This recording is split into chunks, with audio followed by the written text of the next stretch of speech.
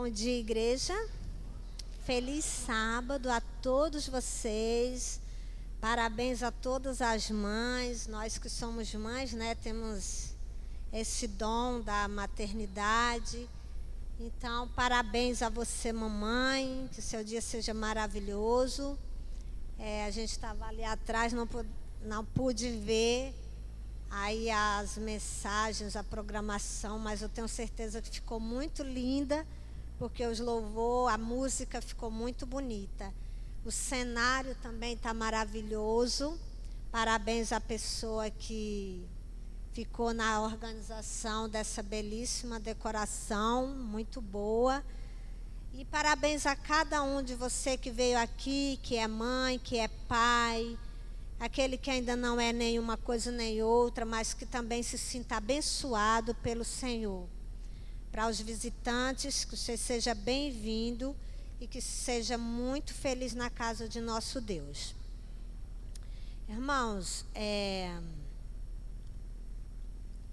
antes de nós iniciarmos aqui a nossa mensagem, eu convido você que curve a sua fronte, que a gente possa falar com Deus através da oração.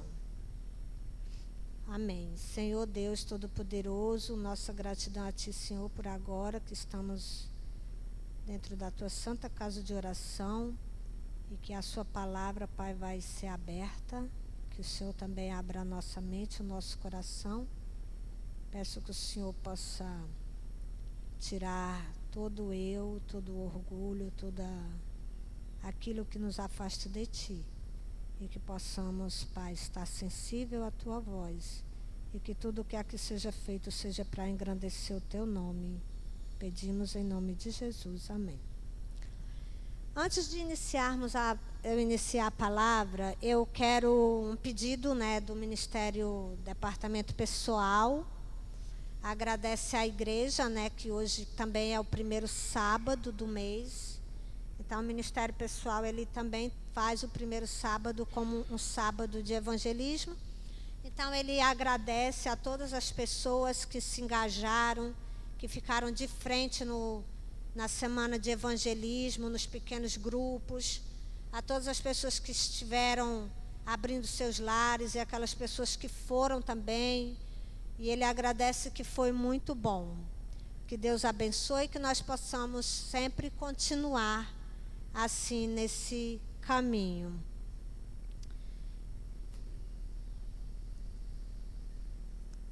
A mensagem de hoje ela vai falar, adivinha sobre o quê, mais ou menos assim, uma coisa inédita. No Dia das Mães a gente falar de mãe, A gente costuma falar de qualquer coisa, mas eu vou trazer algo inédito e vou falar de mãe, porque é Dia das Mães. E a gente eu vou começar falando para vocês, apresentar para vocês a importância do Dia das Mães, E o que realmente, assim, como tudo essa história do Dia das Mães começou. Para a gente poder entender as coisas, a gente precisa saber de onde essas coisas surgem, Porque nada é assim, acontece, hoje eu acordei e vou fazer o Dia das Mães. Não. Tem sempre uma história por trás. E a história do Dia das Mães, ela foi oficializada nos Estados Unidos por uma moça, o nome dela é Anna Jarvis, que nos anos mais tarde ela decidiu, ela ficou muito magoada, porque quando ela criou, ela pensou em homenagear o Dia das Mães. Ela não queria que o Dia das Mães ficasse o que é hoje, essa mercantilização, esse comércio. Então, aquilo ela se decepcionou. O Dia das Mães, ele pode variar de mês a dependendo do país, mas são raríssimos os lugares do mundo que não o celebram. Então, é uma data muito importante. Quase todo o globo celebra o Dia das Mães.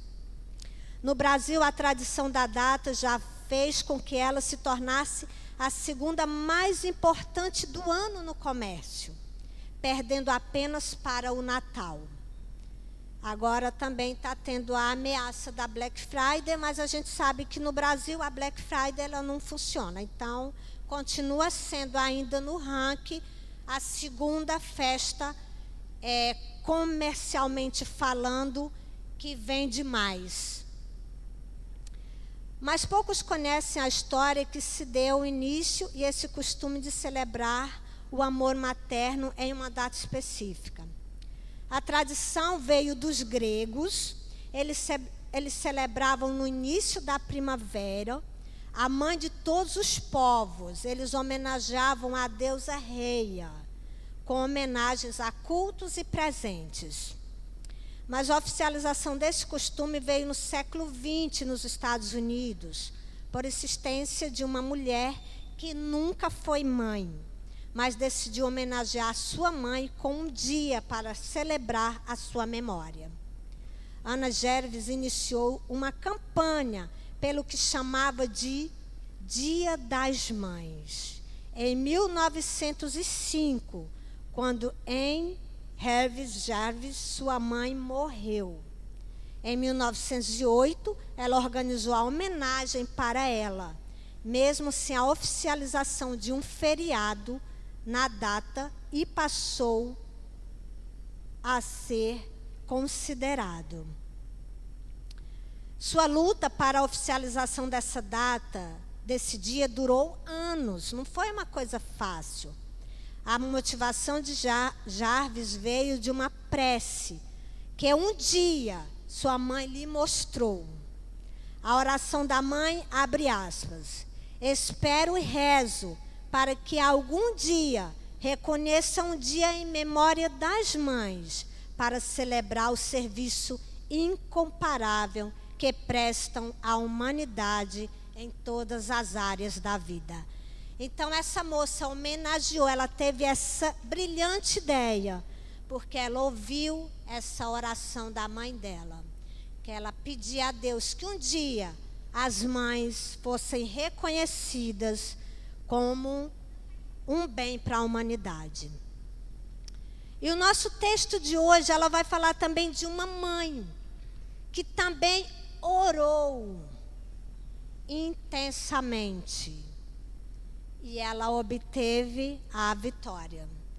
Como todas as orações nossas, a gente sabe que são respondidas. Hoje, a irmã Josicléia deu aqui o testemunho dela, né, como é todo o processo dela de mãe.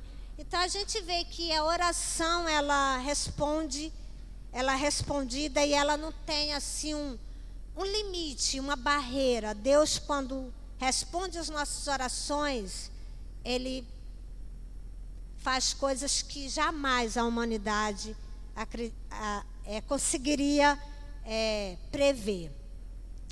E eu peço à igreja que abra seu livro, no primeiro livro de Samuel, capítulo 1. Vamos começar aqui sobre a história de uma família muito conhecida, uma mãe dedicada, maravilhosa, linda, que foi a mãe de Samuel.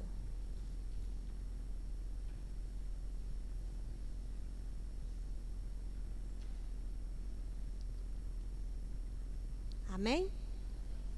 Samuel 1. 1 Samuel, capítulo 1.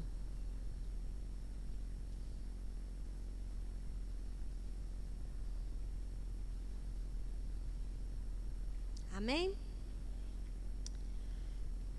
Diz assim, o capítulo 1 de Samuel, verso 1.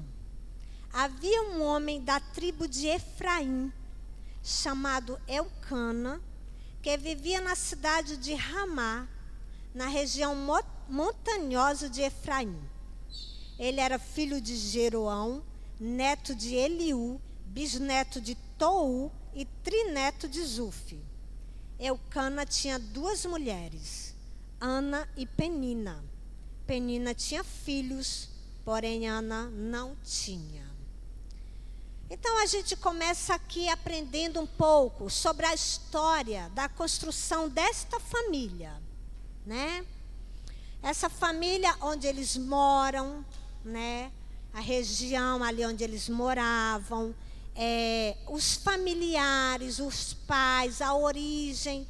Então, sempre que a gente vai para uma história, a gente começa contando. A dona Adriana, lá do Ceará, da cidade do Ipu, e tal, filha de dona Minelva, as pessoas vão entender que sou eu. Então, aqui na história, no texto bíblico, ele já começa dando a entender por que aquela família, o motivo que levava aquela família a ter uma vida consagrada como eles tinham, por a origem da família deles e o espaço territorial que eles moravam. Mas antes também, a gente começa a entender que o livro de Samuel, o primeiro livro de Samuel, é um dos mais cheios de ação da Bíblia. Ele marca uma reviravolta crucial na história de Israel, quando o povo deixa de ser governado por um sistema teocrático, dirigido por Deus, guiado por juízes, e passa a ser governado por uma monarquia, dirigida por um rei. Essa reviravolta altera o curso da história para sempre e reserva as batalhas, lealdade, bravura, covardia, inimigos e amigos dos mais verdadeiros. Então, a gente vê também que o livro de Samuel, ele tem também esse outro recorte que é feito com base nessa... Quando o povo deixa de querer Deus como governo e juiz, e eles pediram um rei. E a gente vê mais para frente que aconteceu bastante coisa que não era muito bom, e nós vivemos ainda hoje vendo que os nossos governantes não respondem os interesses que nós esperamos e nem a vontade de Deus. Esse livro também, o autor dele é desconhecido. O público-alvo dele era o povo escolhido por Deus, e a data, algum tempo depois da divisão de Israel em Reino do Norte e Reino do Sul, por volta de 900 anos antes de Cristo. E o contexto era o povo de Israel, que, como eu já falei, que queria passar da teocracia para a monarquia. E nessa sociedade estava a família de Elcana. E Elcana tinha duas mulheres, Ana e Penina. Penina tinha filhos e Ana não tinha. E Penina, por ter filhos, ela zombava muito de Ana. Ela deixava Ana numa situação muito desconfortável, porque naquela época do povo daquela sociedade, não ter filhos para uma mulher era algo muito ruim.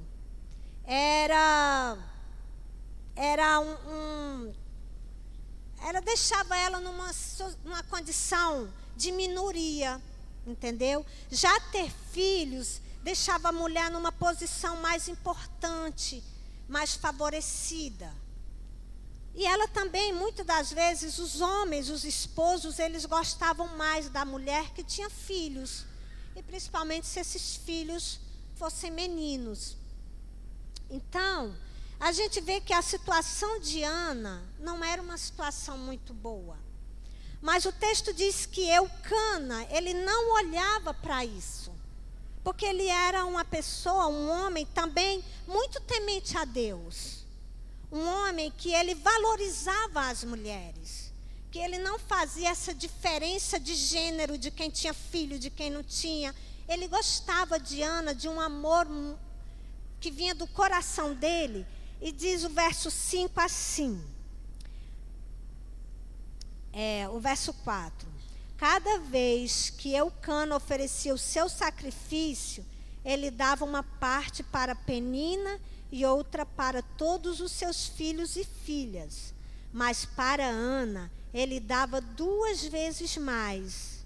Elcana a amava muito, embora o Senhor, aflita e chorando muito, orou a Deus o Senhor. Então, embora não permitisse que ela tivesse filho, Penina, sua rival, provocava e humilhava a Ana, porque o Senhor não permitia que ela tivesse os filhos. E isso acontecia ano após ano. Naquela época também, até hoje, lá no Oriente Médio, é permitido, tanto por leis governamentais, leis civis, como também as leis religiosas, a poligamia. Um homem ter mais de uma esposa. Mas isso abre um parênteses, tá, irmãos? É só lá no Oriente Médio, naquele povo, não é no Brasil. Os homens não podem ter aqui 2 mulheres, 4, não, é só uma só. E então, contando que esse homem também fosse rico, tivesse condições do que ele dá para uma esposa, ele dá para outra. Não pode você comprar um homem que mora lá na região do Oriente Médio, ele não pode dar 1 metro de seda para uma mulher e um pano de saco para outra. Não, tem que ser as 2 sedas, do mesmo jeito. Se ele dá um colar para uma, ele tem que dar o colar para outra. Então, não é qualquer pobre também que possa ter 2 esposas. Aí aqui no Brasil, às vezes, os homens pobres querem ter muitas esposas, mas não pode, só é uma mesmo. Então, vamos aqui. Essa lei, lá no Oriente Médio, ela é assegurada pelo Estado e também pela religião. O Alcorão é o principal livro deles, é a Bíblia deles. O livro do Alcorão diz o seguinte: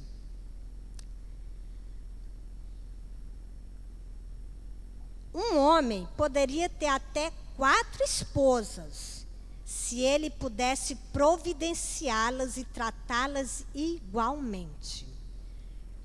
Então, o livro do Alcorão, para o Oriente Médio, para os muçulmanos, especificamente os muçulmanos, ele dá esse direito.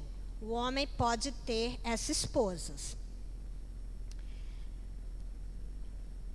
Essa lei, ela também pode acontecer aqui no Brasil. Por exemplo, o cara ele é um muçulmano e ele mora no Brasil, tá? Ele vem de lá, traz as esposas e pode conviver, não é um crime. Agora, o que não é lei é no Brasil. No Brasil não pode. Você rompe com uma e casa com outra. Se divorcia, que não é o caso, mas assim, dentro da nossa Constituição civil. E Ana, devido àquela situação dela ser a segunda esposa, dela não ter filhos, aquilo afligia muito o coração dela. E ela orava incessantemente pedindo aquele filho a Deus. E diz que o verso do 9 ao 17, vamos acompanhar para a gente ver o dilema de Ana, o esforço de Ana para sair daquela situação. Diz assim: Ana pede a Deus um filho. Certa vez, eles estavam em Siló e tinham acabado de comer. Eli, o sacerdote, estava sentado na cadeira, na porta da tenda sagrada. Aí Ana se levantou aflita e, chorando muito, orou a Deus, o Senhor. E fez esta promessa solene: ó Senhor Todo-Poderoso, olha para mim, tua serva. Vê a minha aflição e lembra de mim. Não esqueças a tua serva. Se me deres um filho, prometo que eu dedicarei a ti por toda a vida e que nunca ele cortará o cabelo. Cortar o cabelo também era um sinal de dedicação. Era dizendo: se você me dá um filho, me dá esse filho, eu te dedico esse filho. Ele vai ser dedicado ao Senhor. Ele vai ser um presente que o Senhor me deu e eu estou te devolvendo esse presente. Era mais ou menos como se fosse isso. Ana continuou orando ao Senhor durante tanto tempo que Eli começou a prestar atenção nela. E notou que os seus lábios se mexiam. porém não saía nenhum som, tudo caladinho. Ana estava orando em silêncio, mas Eli pensou que ela estava bêbada. E disse: até quando você vai ficar embriagada? Veja se para de beber. Senhor, respondeu ela, eu não estou bêbada. Não bebi nem vinho nem cerveja. Estou desesperada e estava orando, contando a minha aflição ao Senhor. Não pense que sou uma mulher sem moral. Eu estava orando daquele jeito porque sou muito infeliz e sofredora.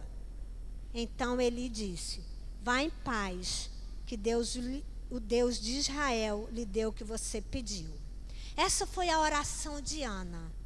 Ana orou ao Senhor, pedindo aquela criança, porque o sonho dela era de ser mãe. Muitas das vezes, nós também oramos a Deus, pedindo as coisas ao Senhor.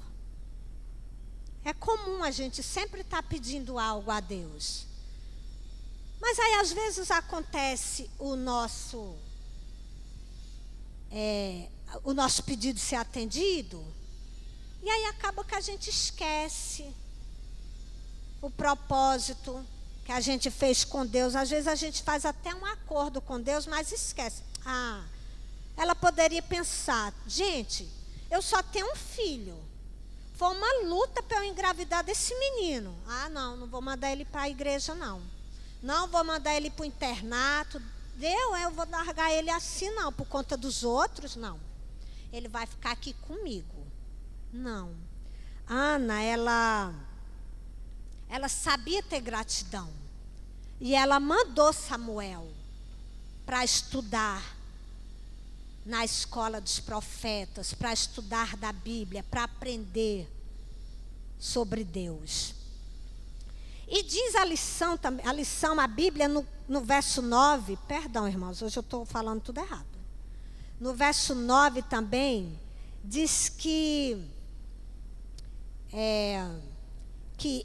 esse sacerdote, ele tinha também um costume de ficar, depois que ele terminava de comer, às vezes ele ficava por ali tirando aquela sonequinha.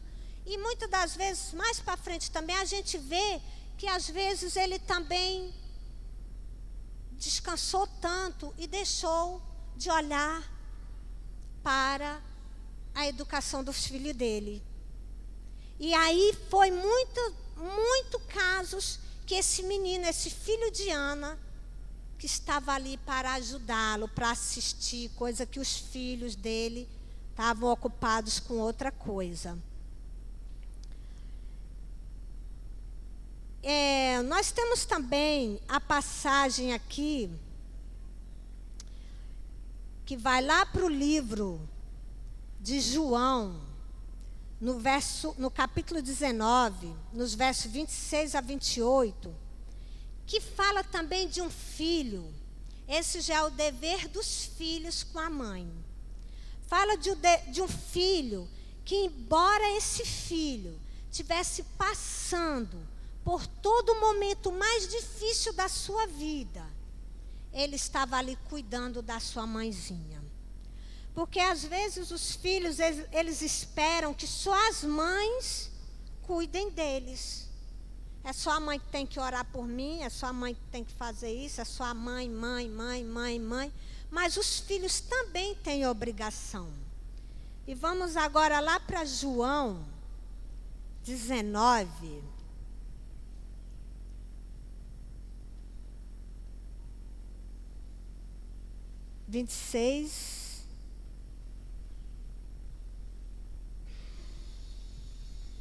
Até o 28.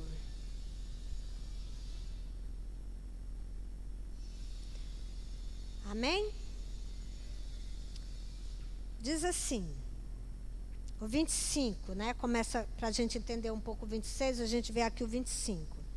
Perto da cruz de Jesus estava sua mãe e a irmã dela e Maria, a esposa de Clopas, e também Maria Madalena. Quando Jesus viu sua mãe perto dela o discípulo que ele amava disse a ela: este é o seu filho. Em seguida disse a ela: esta é a sua mãe. E o discípulo levou a mãe de Jesus para morar, dali em diante, na casa dele. Agora, Jesus sabia que tudo estava completado. Tem outras versões bíblicas que falam outras palavras, mas o sentido era o mesmo. Jesus, no mesmo momento que ele estava morto, crucificado, humilhado, despido, ele estava ali, ele olhou e viu a mãe dele. Ele não pensou duas vezes. Ele pensou que ele não poderia largar ela agora daquele jeito, sozinha, desamparada. Ela tinha outros filhos também, mas ele tinha ali aquela sensação que Maria estava muito mais protegida, seria muito mais bem cuidada, porque ele amava ela muito, da mesma forma que ele amava aquele discípulo dele. E ele sabia, gente, são amores que do jeito que eu amo ele e ele me ama, ele vai amar a minha mãe. E ele vai cuidar da minha mãe.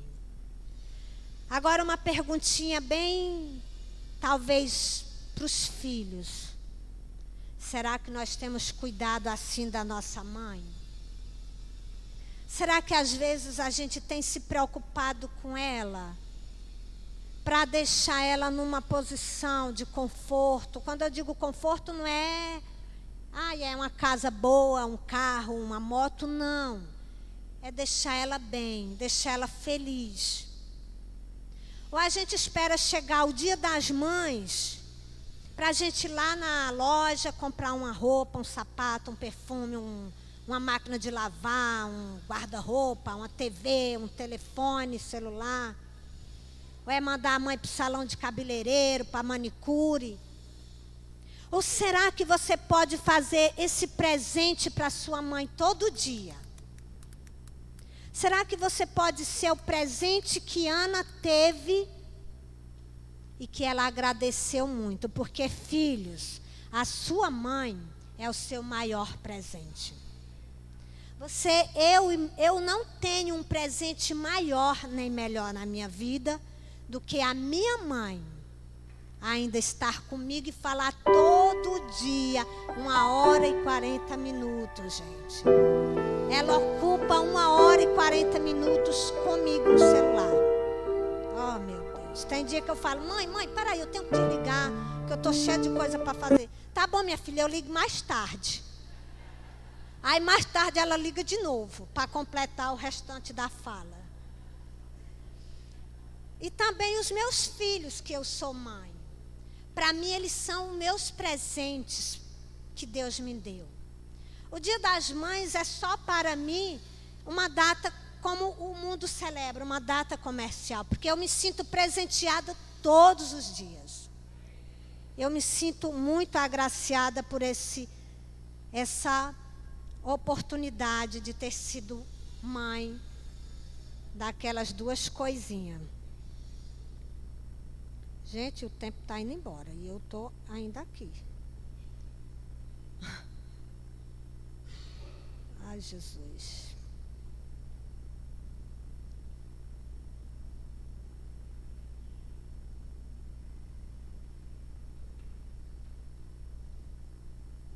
Eu quero passar para vocês, se der, que eu também não sei se o tempo ainda dá.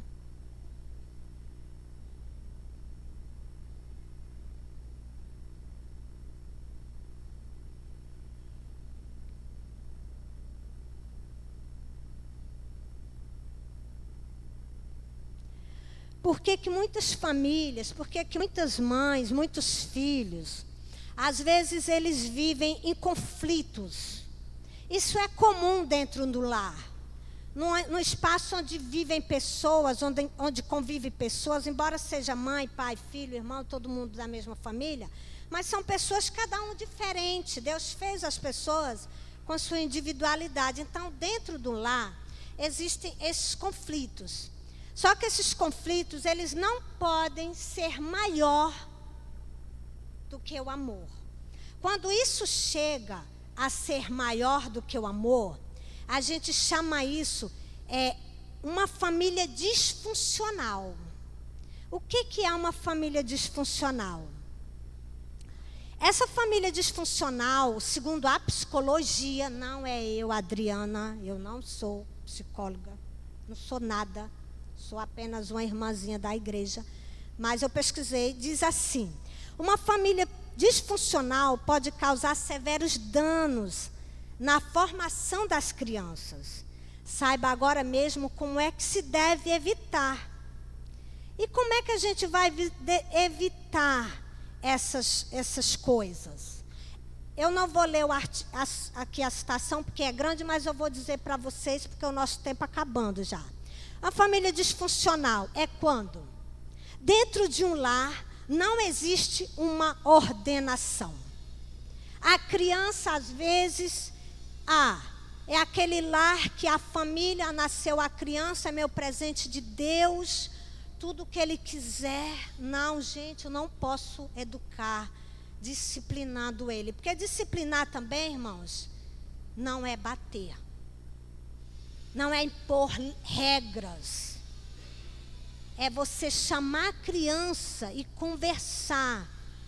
De preferência, quando a criança é pequenininho, a mãe, o pai, o tio, quem for conversar com aquela criança, baixar o tamanho da criança para que a criança entenda que ele está falando de igual para igual, olhando nos olhinhos da criança. Quando você falar, meu amor, a mamãe já pediu que você não faça mais isso. Vai agora juntar os seus brinquedos. Ponto. Meu amor, junta os brinquedos.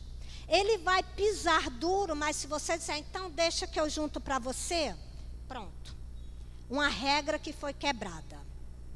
A outra regra que estrutura uma família disfuncional é aquela família que o pai e a mãe acham que eles são. Eu crio ele assim porque eu fui criado desse jeito. Na base do grito e da porrada. Não funciona. Vai crescer um adulto revoltado, uma criança frustrada, um adolescente respondão, que não respeita a sociedade, não respeita o líder da igreja, não respeita o patrão, não respeita ninguém. Porque ele acha que se ele foi criado daquele jeito, brutamonte, ele também tem que ser um brutão. E a vida é essa.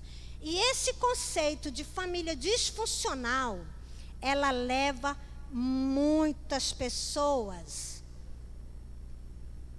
às vezes, a centro de terapia psiquiátricas, outros ao suicídio, mães decepcionadas, reclamando que os filhos dão trabalho. Irmãos, quando acontecer do seu filho ou o meu filho, ou a minha filha, estiver me dando muito trabalho, eu não tenho que estar expondo a vida pessoal dele para todo mundo. Eu posso chegar como Ana e falar com Deus. E entregar esse meu filho às mãos do Senhor, para que o Senhor cuide dele, transforme ele, modifique o caráter dele. Porque se eu espalho para todo mundo a personalidade do meu filho, obviamente as pessoas que ouviram, tem aquele ditado de leve e traz, vai contar para o filho. Chega em casa, você está falando de mim por aí, né? Aí começou de novo outra confusão dentro de casa. Então o conselhinho da Adriana é esse. A falta da infância, a falta da formação da criança, na primeira fase da vida, não é quando a criança já está com 10, 12 anos, que você vai começar, é de pequenininho. Durante a gestação, você já tem que estar conversando com o seu filho. Quando ele nascer pequenininho, você tem que estar conversando com o neném. Quando a gente está amamentando, eu lembro que quando a Vitória era bebê, eu amamentando um dia ela começou a nascer os dentes. E ela sempre foi muito geniosa. Ela não queria comer mamadeira, não queria comer nada, só queria mamar peito. Aí ela mordeu meu peito, cara. Doeu muito. A gente que é mãe sabe que dor horrível. Cara, eu tirei ela rapidamente, olhei para ela e falei, você não vai mais mamar. Ela ficou assim, tipo, ela pensou, cara, eu vou perder meu... Não, nunca mais ela me mordeu, não é doida? Mas acontece que às vezes a gente esquece de falar isso. É como também falar para esse seu filho, desde pequenininho, como ele é amado, como ele foi desejado, meu filho, como você, mamãe, te ama, como eu te desejei. E sempre está contando para ele, ouvir as historinhas de como foi a gestação, a gravidez, porque aquilo vai fazer com que ele crie uma referência de algo que ele não conheceu. E ele cresce sabendo como foi a história dele desde o início. Na fase adulta, a gente tem que estar lembrando a eles como era eles na criancice. Olha, mas Vinícius, tu dava trabalho, menino. Tu lembra que tu fazia? Sempre está lembrando. Lá em casa eu faço essa terapia com eles, para eles sempre estarem lembrando como eles eram e como eles também me davam muito trabalho. Como eu tinha muito desafio com eles. Porque às vezes a gente não conta para eles essas histórias e eles não sabem nem de nada. Então, assim, é muito importante a gente estar sempre lembrando para eles a importância que eles têm, de como eles foram o maior e o melhor presente que Deus lhe deu, que Deus pode tirar de você algo que você tem assim, seja lá o que for, mas Deus nunca vai tirar de você aquele amor maravilhoso que é o amor de uma mãe. E para nós encerrar a nossa meditação de hoje, Isaías 49:15, ele faz uma comparação desse amor. É um amor que não tem tamanho, sabe?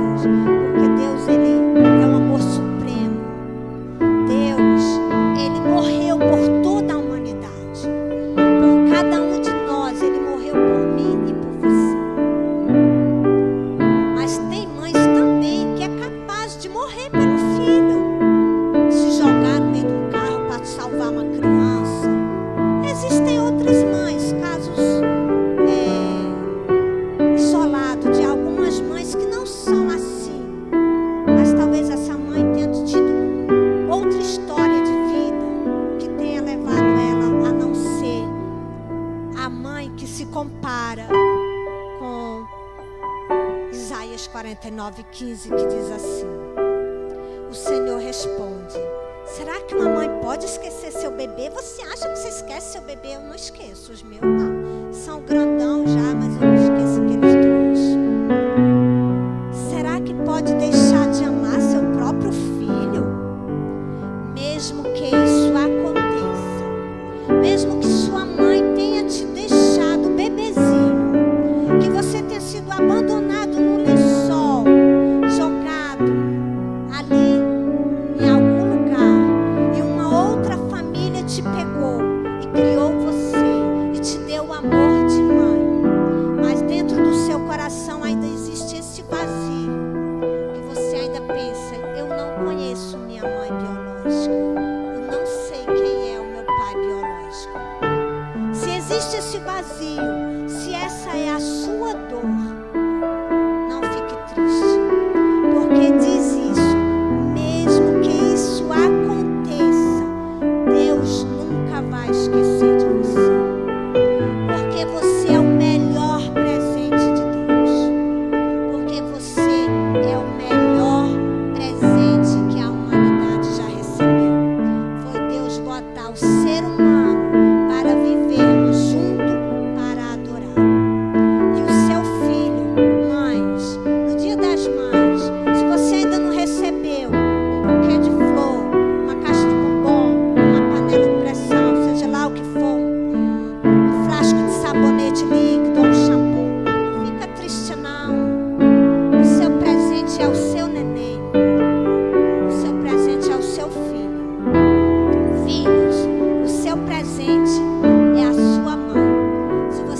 sua mãe aí nesse momento, dá um beijo nela, fala que ama, fala que quer por perto, e aproveite, e feliz Dia das Mães a todas as mães. Gostaria de encerrar, acho que não vai ter música, não. Vamos ficar em pé e vamos orar a Deus já celebrando o Dia das Mães. Ai, que linda. Amém.